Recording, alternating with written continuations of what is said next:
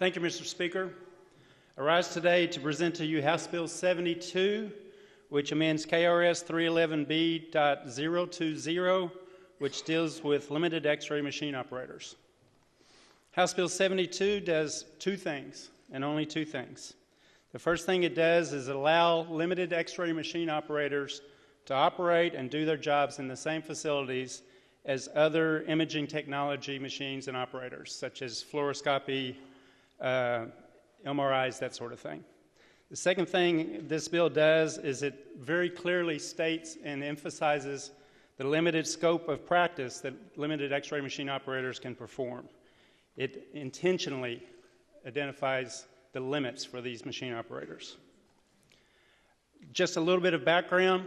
Up until 2012, X-ray machine operators were allowed to operate in the same facilities as other imaging and diagnostic technology. In 2012, the General Assembly passed legislation that forced X-ray machine operators to be relocated into a separate facility from all the other imaging and diagnostic technologies. So let's think about this for a minute.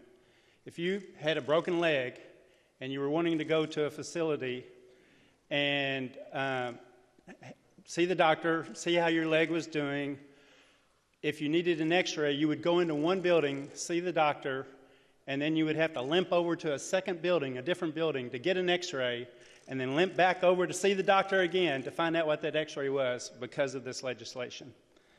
What House Bill 72 does, again, is simply amend the law to allow X-ray machine operators, competent, trained, certified operators, to be located in the same building as these other imaging technologies.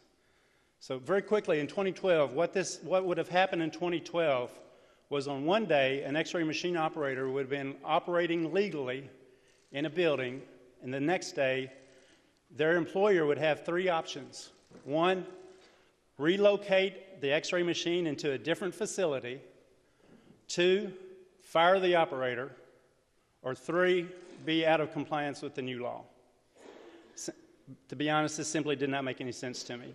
So again, this is the purpose of House Bill 72. It doesn't do anything other than that. It doesn't change the scope of service. In fact, again, it re-emphasizes the scope of service, and it allows X-ray machine operators to legally operate in the same building as everybody else in that practice. Mr. Speaker, subject to any questions, I move for passage of House Bill 72.